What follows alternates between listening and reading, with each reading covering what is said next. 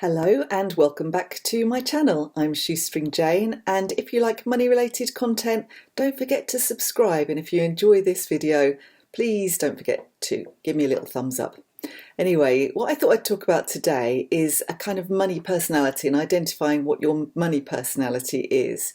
So if you've got poor money habits and you are become aware of them, then that's the first step really to changing them and developing new and better money habits which could help you reach your financial goals, get you out of debt maybe, help you to save for a mortgage, help you to save for anything in particular. Perhaps you need a new car or something like that you've got coming up. Can really make a big difference to your finances. So when I worked full-time, I used to work for the local council before I took redundancy, and we didn't get paid a lot. We were in the contact centre and it wasn't very well paid. I mean, by even council standards, it was poorly paid.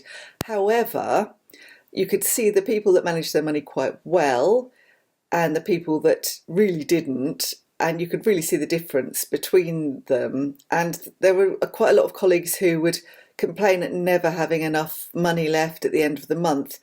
And they tended to be, not exclusively, there were some sort of parents who really struggled because it wasn't very well paid, but it tended to be the younger ones who came in every day with a takeaway coffee and went out very regularly to get a McDonald's or a sandwich or whatever they did at lunchtime, went to the pub a lot, things like that.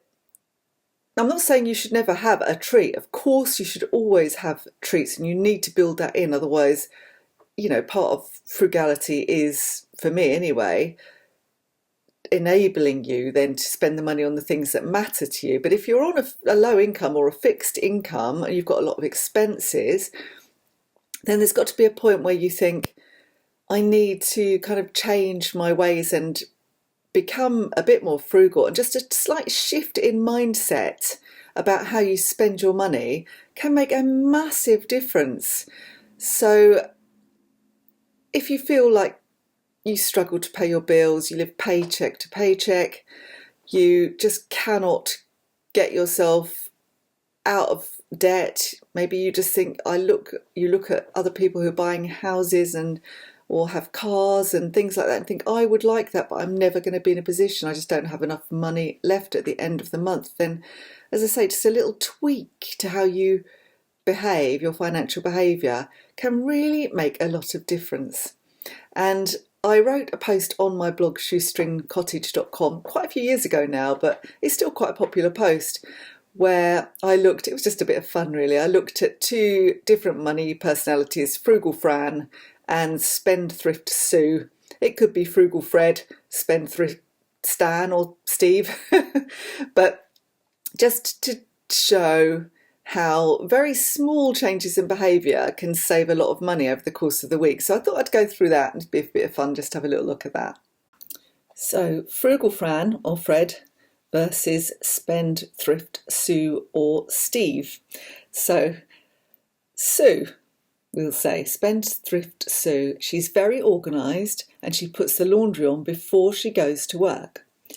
She uses a brand name laundry liquid as she likes it and has been taken in by the TV ad. And I've put some costs on this blog post, but it was from a few years ago, so I would say they're just for illustration only. They're not necessarily exactly what this costs. It's just to show you how much cheaper you can get things. So I've estimated that perhaps 8p a wash. Frugal Fran, on the other hand, is also very organised and puts the laundry on before leaving for work. She uses the supermarket own laundry liquid as it's cheaper. It works out about 3p a wash. She spends 15 minutes chopping up some beef and veggies and puts them in the slow cooker before she leaves. So the next thing Spendthrift Sue does is she buys a coffee and a breakfast muffin on her way to work because she hasn't had any breakfast, and that costs her about a fiver. Whereas Frugal Fran, of course, as you would expect, as I've just done actually, has a bowl of porridge and a cup of tea at home before she leaves for work, and that cost her about 50p. So 50p as opposed to, say, a fiver. And then Spendthrift Sue, when she's at work, she gets tea and biscuits in the staff canteen. Oh, as if many places have staff canteens these days, but from the vending machine, from the local shop, wherever. She buys tea and some biscuits because she's feeling a bit peckish for her break. Whereas the exceptionally organised Frugal Fran, who I like to think is me, keeps a pack of biscuits in her drawer for when she needs a snack, and takes her own tea bags and mug to work, and milk. And that costs her about 35 pence as opposed to £1.50 for Sue's little snack. And actually, this is based on fact, because I did used to do this when I was at work. Because I say we worked for the council, so we didn't have a staff canteen. We weren't given literally anything. There was no coffee, nothing. You bought your own or you didn't get it because it's all taxpayers' money. So I always had snacks in my desk. I always had a mug. I always took my own milk in.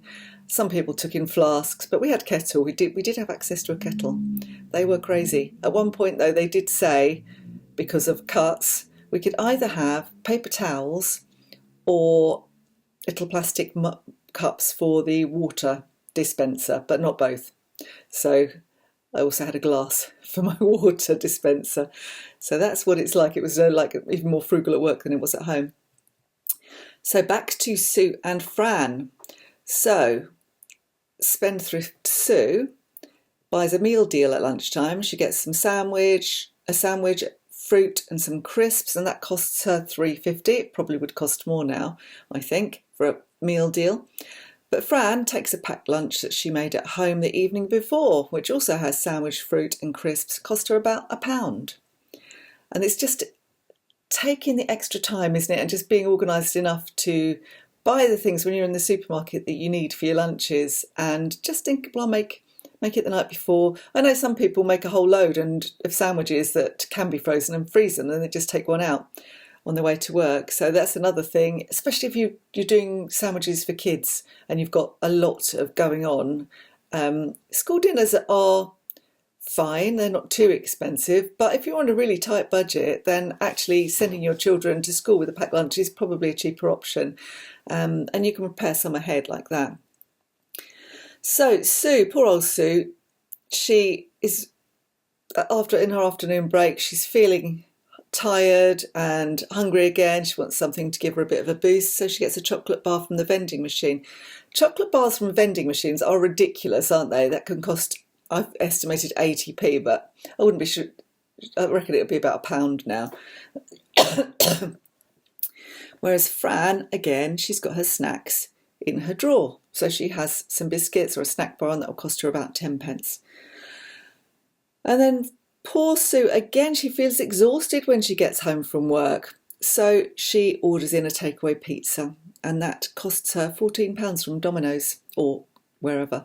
Fran, of course, has done her slow cooker meal in the morning, so she gets home to the delicious smell of a beef and vegetable stew all ready to go as she walks through the door, and I'll estimate that at about £2.50. So quite different. I mean, I know you can get cheaper pizzas than Domino's, but Domino's is really dear.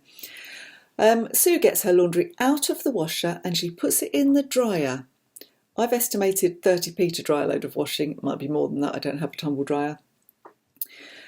Fran gets the laundry out of her washer and hangs it on her airer, her clothes airer, which of course is free. Sue perks up a bit and agrees to meet her friends in the pub where she spends £15. And Fran also perks up a bit, but she invites a friend round to share a bottle of wine, and that costs her £6.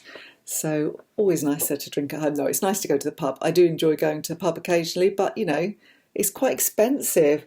If I had lots of money, I'd be thinking, well, a weekly trip to the pub keeps them going and keeps them open. But if you're trying to save money and you're on a really tight budget, then buying something like wine or beer to have at home is so much cheaper.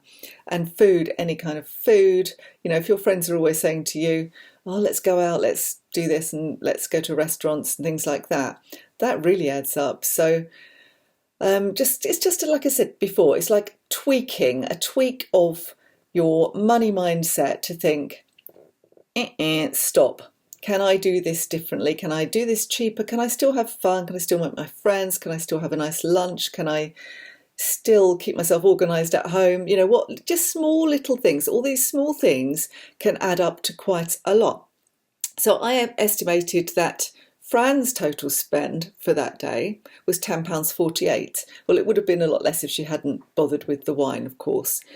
Whereas Sue's total spend for the day was £40.18. So I know that's a kind of extreme, stereotypical example of how people might live, but you can see that if you made a habit of those things, if you had a takeaway every day, and I have lodgers, and some of my lodgers literally had a takeout every day. They had delivery on the doorstep constantly. It sent Archie mad. And none of them were on big money. So I think, well, that's costing them quite a lot of money to do that every day when, you know, we have a fridge and a cooker and everything else, even if they had an egg on toast if they're tired.